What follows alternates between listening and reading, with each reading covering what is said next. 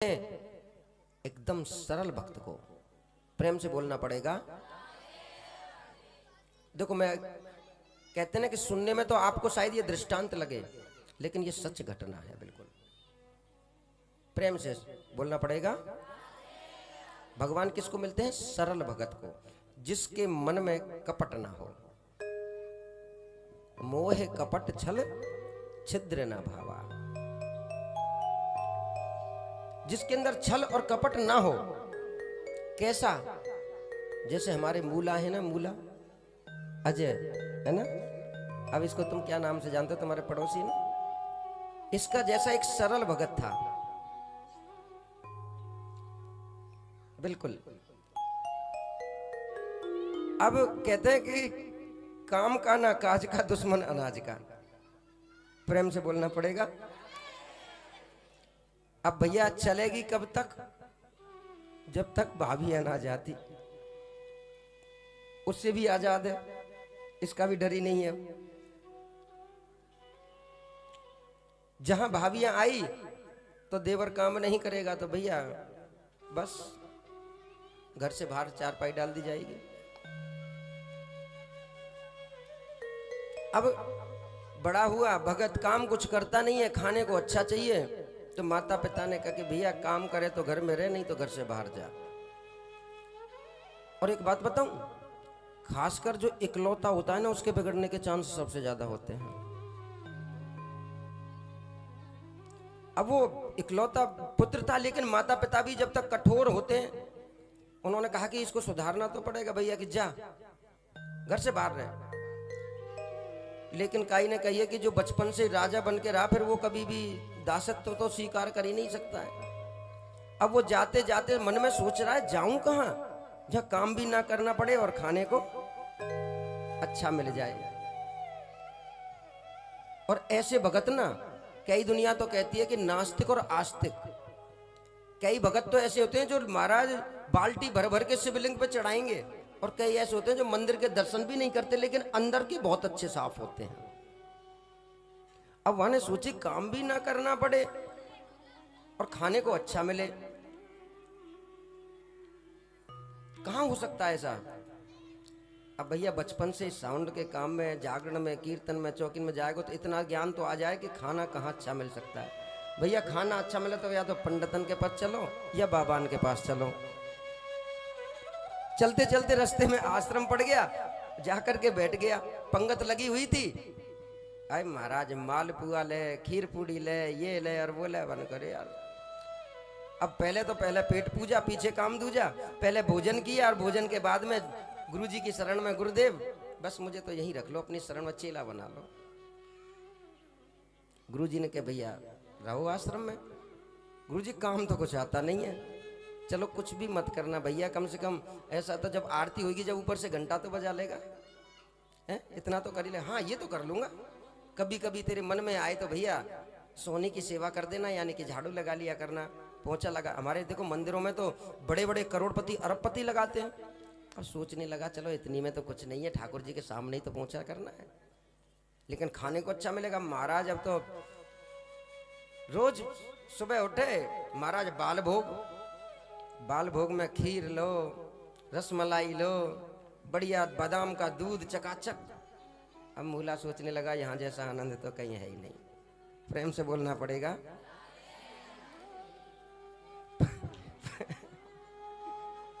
पर एक बात ध्यान से सुनो, जहां सुख है ना वहां दुख भी है।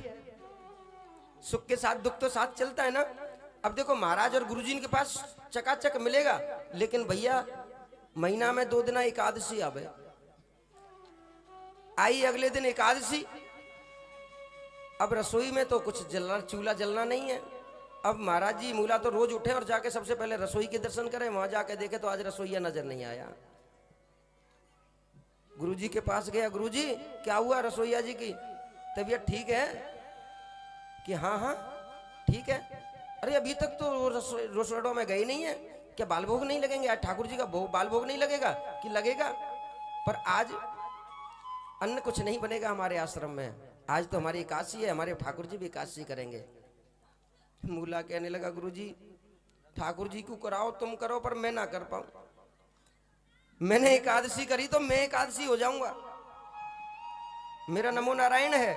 गुरुजी ने कहा कि भाई देखो, आश्रम में तो भोजन बनना नहीं है, अब तुम नहीं कर सकते हो, ऐसे करो आप भंडारी से जाकर के आटा ले लो, गुड़ ले लो, और जो तुम्हें बनाना हो, आलू लेने हो, नमक मिर्च मसाले लेने हो, लेकर के आप चले जाइए। अब भैया मरता क्या नहीं करता। देखो गुरु सही वही है जो शिष्य को राह ठीक दिखला दे। अब गुरुजी ने भंडारी से कहा कि भैया मूला को 1 किलो आटा दे दो, आधा किलो गुड़ दे दो, घी दे देना, और नमक मिर्च मसाले जो मांगे दे देना। अब जाते जाते अब लेके चल दिया भैया, और लेकर के गुरुजी ने कहा कि मूला रुको जरा, एक जरा बेटा, क्या कोई बात ना, तू बुरा मत माने भैया, जाते कह देंगे हम तो राजू नाथ जी महाराज हैं हमारे पास, प्रेम से कह दो है? अब वो चल दी है ना। अब तो गुरुजी ने बुलाया, गुरुजी का कहना तो मानता है, ऐसी बात नहीं है, चाहिए किसी से कुछ कहे, लेकिन गुरु का कहना तो बहुत मानता है। अब गुरुजी ने कहा मूला जा तो रहा है, पर एक बात मेरी सुन ले बेटा। हाँ गुरुजी बोलो। बेटा जब खाना बना ले ना, भोजन बना ले, तो बगैर राम जी के भोग लगाए खाइयो मत ही ना, पहले मेरे राम जी को भोग लगाइयो तब भोजन करियो। कहने लगा ठीक है। अब वहां तो रोज देखते था मंदिर में तो कैसे भोग लगाया जाता, पर्दा लगा देते हैं, फिर उसके बाद ठाकुर जी भोग लगाते हैं। अब जैसी भी जरी पजरी बेचारे पे बनी बनाई, मैं हिम्मत करके भोजन बनाने के बाद में भैया थाली में सजा करके रख दिया। अब एकदम ही मूला को याद आयो कि भगवान को भोग लगाना है, प्रेम से बोलना पड़ेगा। अब थाली में लगा करके सजा करके रख दिया, और आकर के भगवान से प्रार्थना करने लगा, हे राजा राम जी आओ, जैसा भी रूखा सूखा बना है इसको पाओ। प्रेम से बोलना पड़ेगा। हो मेरे राम आइए, प्रभु राम आइए, आकर के भोग लगाइए। मेरे राम आइए, राजा राम आइए, आकर के भोग लगाइए। हो राजा राम आइए, प्रभु राम आइए, आकर के भोग लगाइए। हो राजा राम आइए, सीता राम आइए, आकर के भोग लगाइए। कि राम लखन सिया जानकी, हुए प्रकट भगवान। अब भैया यहाँ तो मूला ने कहा कि राजा राम आइए, मेरे राम आइए, और यहाँ तो भैया राम लखन सिया जानकी, 3 प्रकट हो गए। मूला कहने लगो एक के काजे बुलायो 3 आए। हमारी तो वास्तव में गुरुजी वाली बात है, आज एकादशी हो ही जानी है।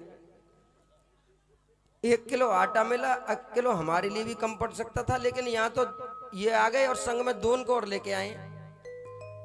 अब भैया आ गए हो तो प्रभु जी पाओ। अब जितना बनाया सारा का सारा चट। अब आज पहली एकादशी बेचारे ने जीवन में मूला ने करी, प्रेम से कह दो।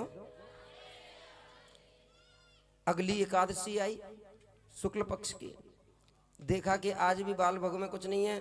गुरुजी के पास गया, छोटा सा मुंह लेके, गुरुजी 2 किलो आटा कर देना। गुरुजी ने सोचा शायद बेचारा भूखा रह गया।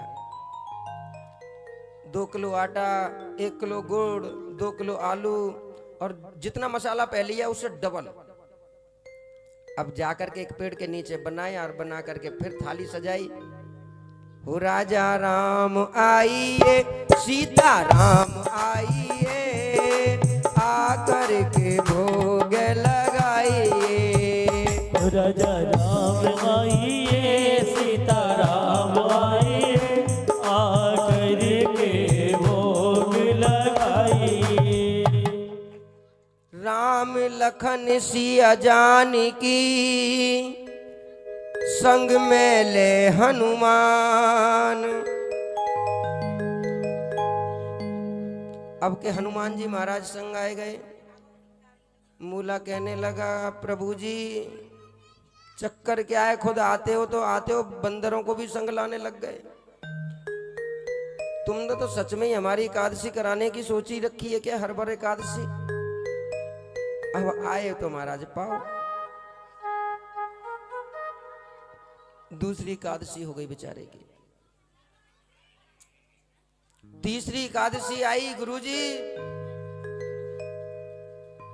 डबल कर देना। गुरुजी कहने लगे भाई 1 किलो खा सकता है, 2 किलो खा सकता है, 5-5 किलो तो नहीं खा सकता, कुछ ना कुछ गड़बड़ है। अब इसको चेक करना पड़ेगा, कहीं ऐसा तो नहीं हमसे आटा गुड़ चावल चीनी ले जाता है और बाहर कहीं बेचता हो। अब इसका पीछा करना पड़ेगा। प्रेम से बोलो। और मैंने पहले ही कहा था कि ये बात की भक्त सरल को मेरे ठाकुर जी मिलते हैं। अब भगत बड़ा सीधा है बेचारा। 5 किलो आटा ले लिया, 2.5 किलो गुड़ ले लिया, 2 किलो आलू ले लिए, नमक मिर्च मसाला लिया और चल दिया। गुरुजी भी पीछे पीछे आज पीछा कर रहे हैं, देखें तो सही है करता क्या है।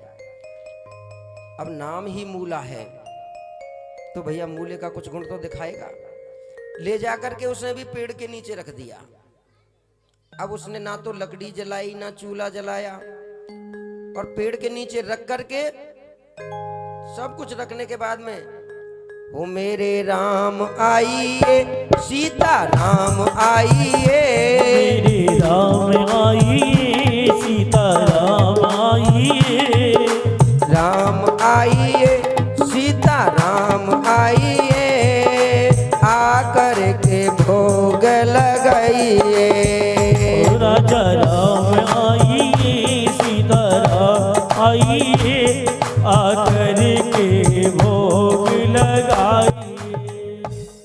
राम लखन सिया जानकी संग में ले हनुमान, प्रकट हुआ वहाँ जब सारा देखा राम परिवार। प्रेम से बोलना पड़ेगा। राम लखन सिया जानकी संग में ले हनुमान। पहले तो हनुमान जी भी आ चुके, लेकिन अब के भरत और शत्रुघ्न भी संग आए गए। प्रकट हुआ पूर्ण परिवार। अब वहां पर सबने आकर के देखा कि हाँ जी, राम जी कहने लगे मूला कहाँ है भोजन? मान के प्रभु तुम प्रभु ही हो। देखो ये रखा आटा, ये रखा गुड़, ये रखा चावल, ये मिर्च मसाले, बनाओ और खिलाओ। एक को बुलाता हूं, 4 आते हैं। अरे कम से कम आते हो तो ये तो कह देना अगली बार हम 5 आएंगे, अगली बार हम 10 आएंगे तो हम उतना राशन लेके आए। अब के हम इतना नहीं है।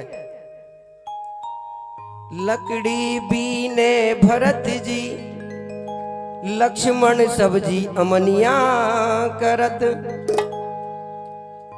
आज लक्ष्मण जी सब्जी अमनिया कर रहे हैं, भरत जी लकड़ी बीन के ला रहे हैं, हनुमान जी महाराज सब आज सारा परिवार मतलब बनाने लग गया। मां जानकी चूल्हा जला करके रोटी पका करके आज मूला भगत जी जैसे को खिला रही हैं।